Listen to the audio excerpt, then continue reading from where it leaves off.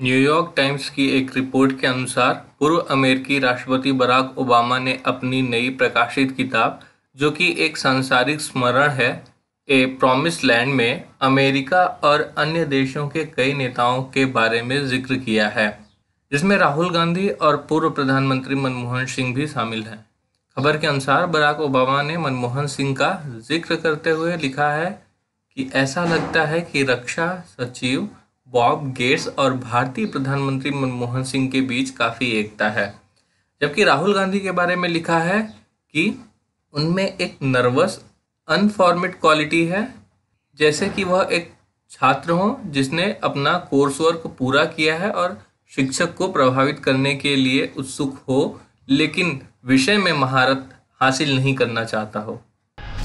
केंद्र सरकार ने सेंट्रल विस्टा परियोजना के अंतिम चरण का ऐलान करते हुए कहा है कि इसका निर्माण आज़ादी के 75वें वर्षगांठ के उपलक्ष्य में अगस्त 2022 तक किया जाएगा। सरकार ने इस मल्टी प्रोजेक्ट के लिए एक डिज़ाइन प्रतियोगिता की घोषणा करते हुए प्रोजेक्ट की समय रेखा और साइट का स्थान भी ऐलान किया है। परियोजना का अंतिम चरण नव भारत उदयन होगा, जो राजधानी में पुराने किले के पास यमुना नदी के तट पर विकसित किया जाएगा और राष्ट्रपति भवन से इंडिया गेट तक मौजूद 2.9 किलोमीटर लंबे सेंट्रल विस्टा का विस्तारित हिस्सा होगा।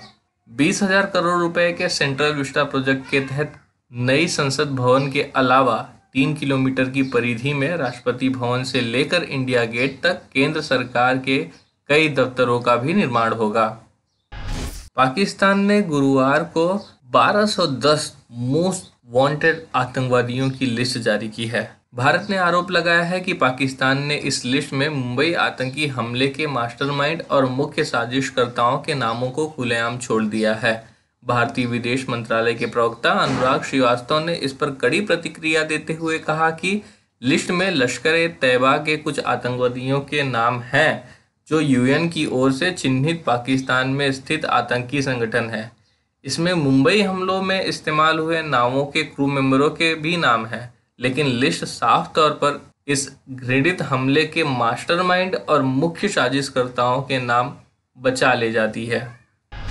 विदेश मंत्रालय ने गुरुवार को कहा कि प्रधानमंत्री नरेंद्र मोदी और अमेरिका के नवनिर्वाचित राष्ट्रपति जो बाइडेन परस्पर सुविधाजनक समय पर एक दूसरे से बातचीत करेंगे। इसके साथ ही मंत्रालय ने कहा कि भारत अमेरिका संबंधों को वहां द्विदलीय समर्थन प्राप्त है। मंत्रालय की यह टिप्पणी अमेरिकी राष्ट्रपति पद के लिए हुए चुनाव में बाइडेन द्वारा मौजूदा राष्ट्रपति डोनाल्ड ट्रंप को नज़दीकी मुकाबले में पराजित करने के कुछ दिनों बाद आई है। विदेश मंत्रालय के प्रवक्ता अनुराग श्रीवास्तव ने कहा कि प्रधानमंत्री ने एक ट्वीट के जरिए बाइडेन को बधाई दी थी और भारत अमेरिका संबंधों को मजबूत बनाने में पूर्व अमेरिकी उपराष्ट्रपति के योगदान की भी सराहना की थी।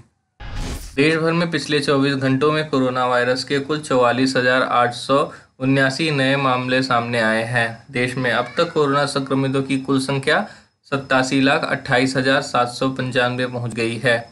पिछले 24 घंटों में 547 लोगों की कोरोना से मौत हुई है। देश में अब तक कोरोना से 1,28,668 लोगों की जान जा चुकी है। अब खबरें पाइए सबसे पहले हमारे मोबाइल न्यूज एप्लीकेशन पर। एंड्रॉइड या iOS प्लेटफॉर्म पर जाइए, HW न्यूज नेटवर्क को सर्च कीजिए, डाउनलोड कीजिए और अपनी सुविधानुसार भाषा का चयन कीजिए। खबरों की भीड़ में अपने काम की खबर पाते रहिए।